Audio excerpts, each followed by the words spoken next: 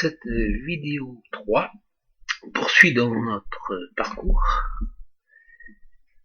C'est maintenant le moment de rassembler la perception de l'individu en tant que citoyen et l'analyse politique pour définir des stratégies citoyennes.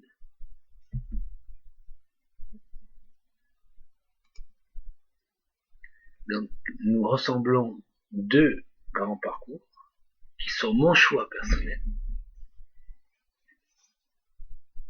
qui n'est pas forcément le vôtre, mais c'est à travers l'individu que je vais contribuer à construire la stratégie citoyenne qui permettra d'intervenir dans différentes énergies collectives, dans différentes rencontres de par le monde pour pouvoir contribuer, apporter ma part, aussi modeste soit-elle, telle que l'a décrit si bien Pierre Rabhi. Sobriété, action, cohérence. Voilà le thème de cette troisième vidéo. Revenons un petit peu à la méthodologie. Nous avons structuré nos discours autour du roman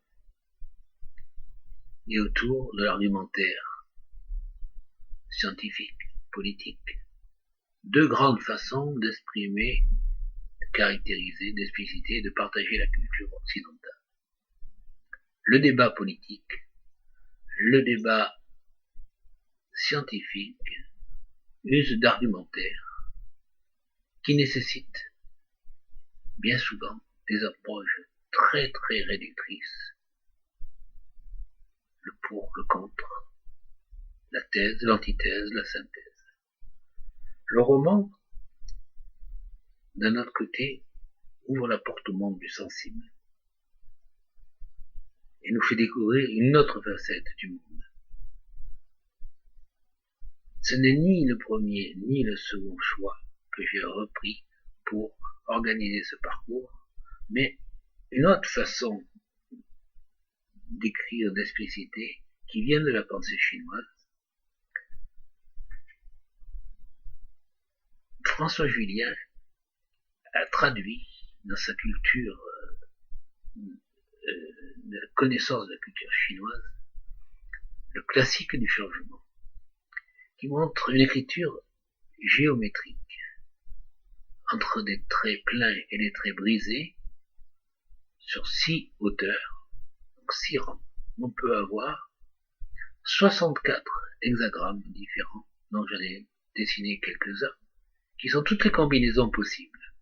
Et à l'intérieur de ces hexagrammes, il y a effectivement tout ce que peut décrire la carte du monde chinoise. Tout l'univers peut rentrer dans 64 cases. C'est une forme de réduction.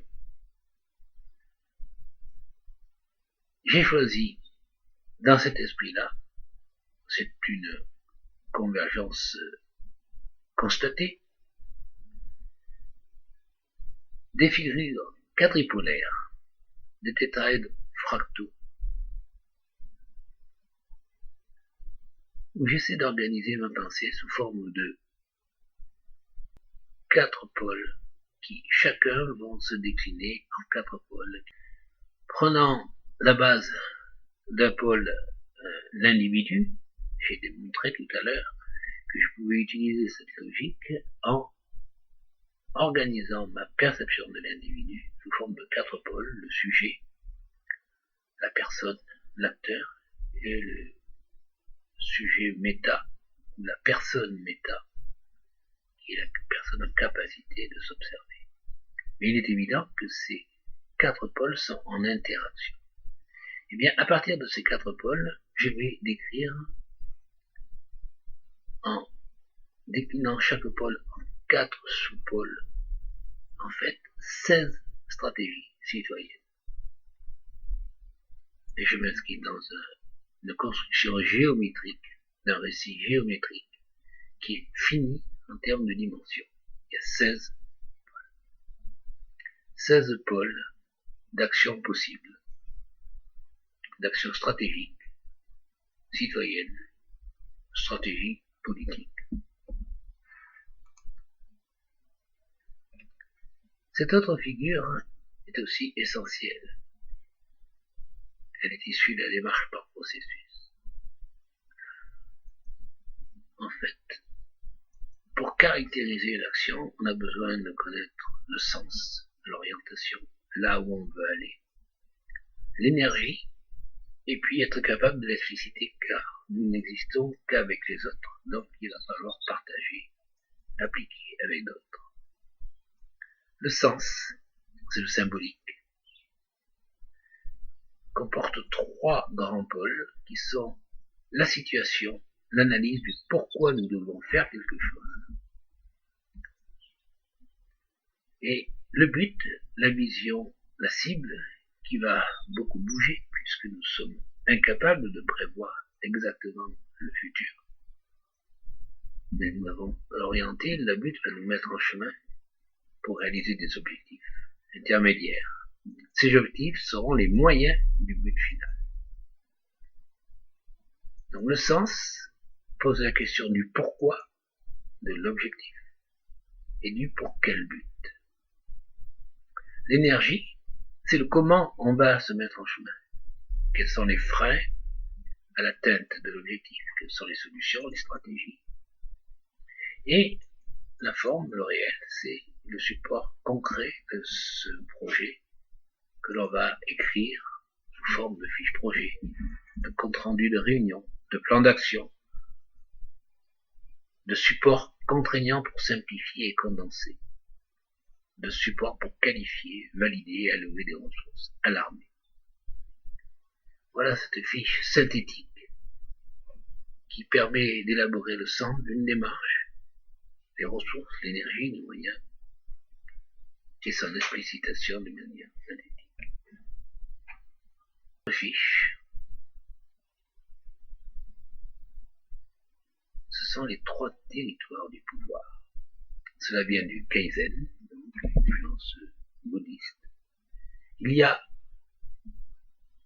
le petit territoire, celui où je maîtrise. Un territoire un peu plus grand, celui où j'ai de l'influence.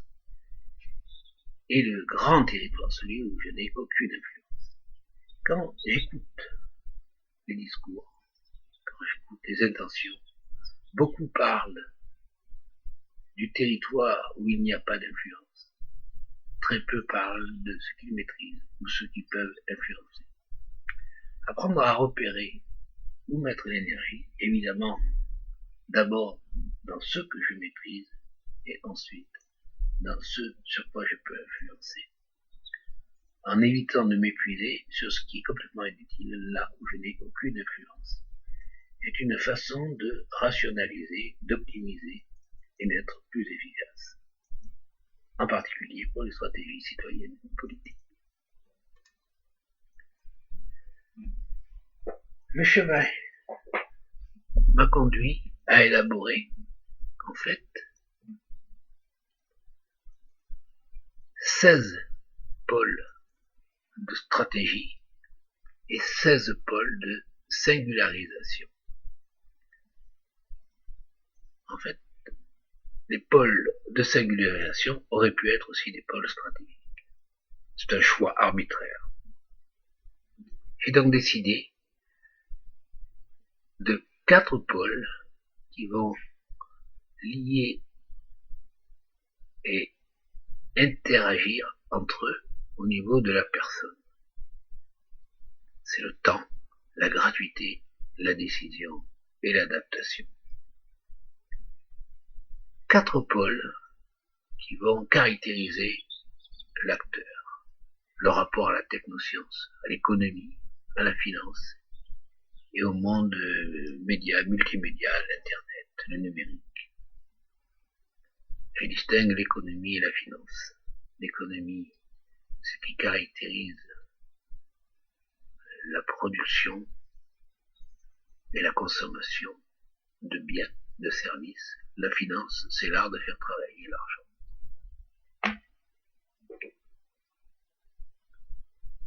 Enfin, un troisième grand pôle qui va être le cognitif, le relationnel, l'affectif et le corporel, pour ce qui est du sujet.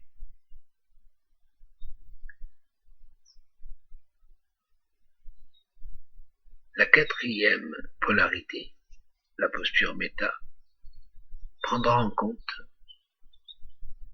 les singularisations que je réduirai en 4 pôles en premier abord. Donc le choix de condenser en 16 stratégies citoyennes est un choix arbitraire, c'est le mien. À chacun de faire le sien. Je vais donc m'attaquer au premier pôle, la stratégie de la personne, la relation au temps, la relation à la gratuité. Qu'est-ce que j'accepte comme action gratuite ou comme action marchande, que ce soit pour gagner ou pour dépenser. Relation à la gratuité ou au gain différé, l'investissement dans le futur. La relation au temps.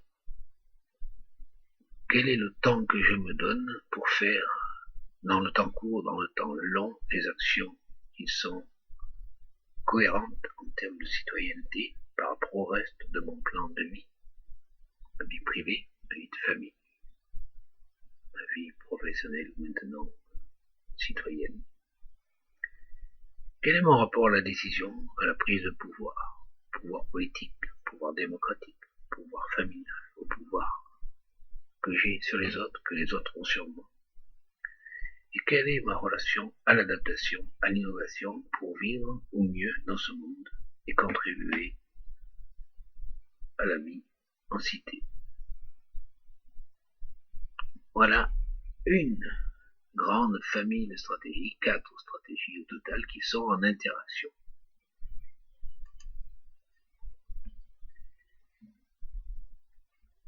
Ces 4 pôles sont évidemment en lien, en interaction, et ces interactions sont en fonction des méthodes de construction cognitive, la façon dont je pense ce que je pense. Et là interviennent évidemment tous les apports de penser agir en complexité. Le rapport au temps est très difficile à aborder. Il est fonction de la culture, de la rencontre des cultures. La culture occidentale, la culture chrétienne, catholique, est vraiment différente de la culture musulmane ou juive en ce qui concerne le rapport au temps. La culture bouddhiste est aussi très différente. On a un quadripôle, un sous-quadripôle, qui est l'unicité, le mouvement, le temps et l'espace. L'origine du temps, pour certaines sociétés, certaines cultures, ça commence à un point. Mahomet, Bouddha. Ça finit à un point, où c'est depuis très longtemps, et ça ira encore très loin, comme dans la religion chrétienne.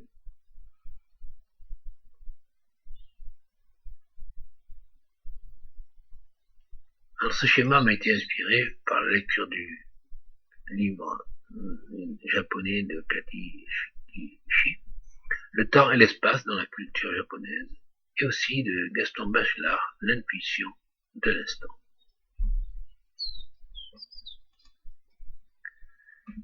Notre rapport à la décision, c'est là l'aboutissement d'un long parcours professionnel de conseil qui consiste à imaginer le management, la capacité à prendre une décision, comme étant contextuelle, c'est-à-dire dépendante du contexte.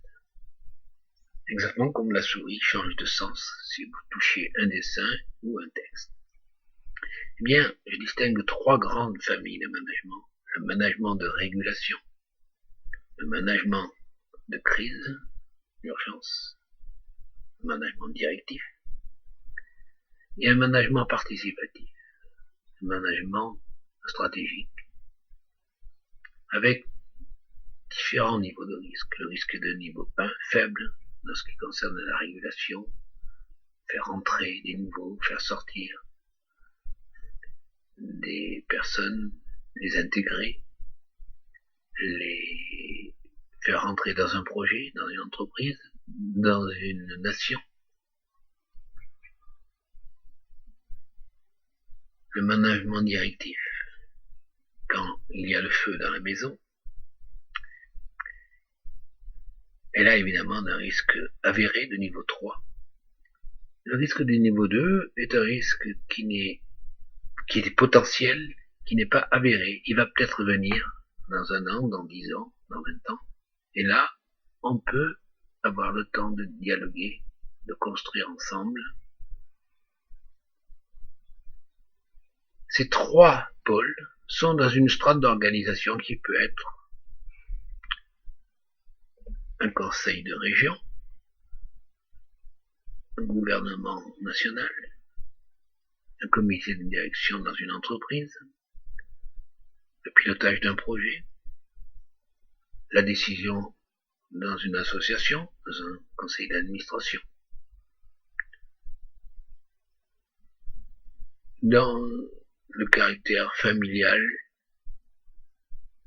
les prises de décision collectives, dans la famille réduite, le couple, ou l'individu.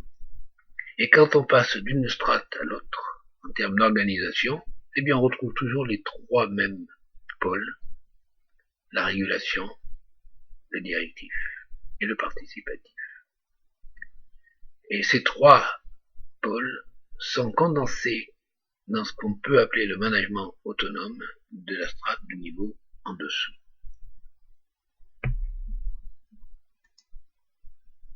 Ce schéma beaucoup plus complexe de la prise de décision entre le décider d'agir, le décider de la décision et le décider de l'application de la décision, décider de revoir sa décision, de s'informer, décider des finalités, décider des critères de décision, est inspiré par l'ouvrage de Jean-Louis Lemoigne, qui est le modèle de décision complexe,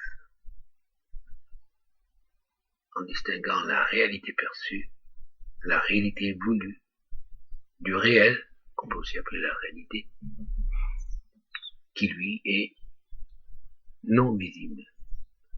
Ce qu'on voit, c'est la réalité perçue à travers nos grilles d'analyse, notre capacité d'observer le monde.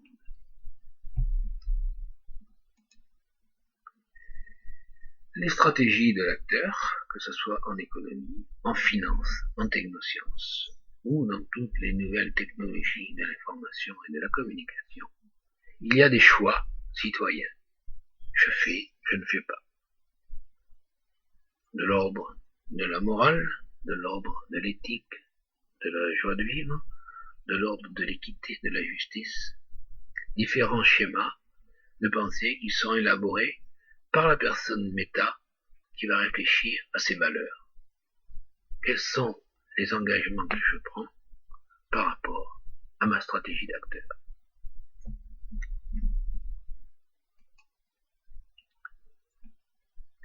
Par exemple, dans le cadre du travail, eh bien, nous pouvons anticiper les changements ou ne pas vouloir regarder la réalité. La réalité, c'est quoi? C'est être inscrit dans une posture d'employé, par exemple, d'éviter de se questionner, de perdre son emploi et de faire la course pour pouvoir en retrouver un. Dans la maîtrise de ce changement, qui est une rupture, qui est un deuil à faire, la stabilité peut être questionnée bien avant qu'arrive le licenciement. On peut se préparer à. La perte d'emploi peut concerner 6 à 24 mois. En fonction de l'âge, ça peut prendre beaucoup plus d'ampleur, pour les jeunes comme pour les seniors. Comment réduire la perturbation de ce changement, car après la perte d'emploi, il y a une intégration avant d'acquérir une nouvelle stabilité. Ça, c'est la crise, avec un début et une fin. Comment réduire cette durée de perturbation? Comment la rendre utile? En développant l'employabilité, en développant l'autonomie personnelle, en s'habituant à changer.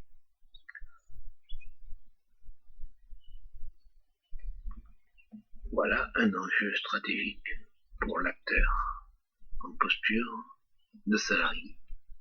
Pour l'indépendant, je crois que la différence n'est pas bien grande.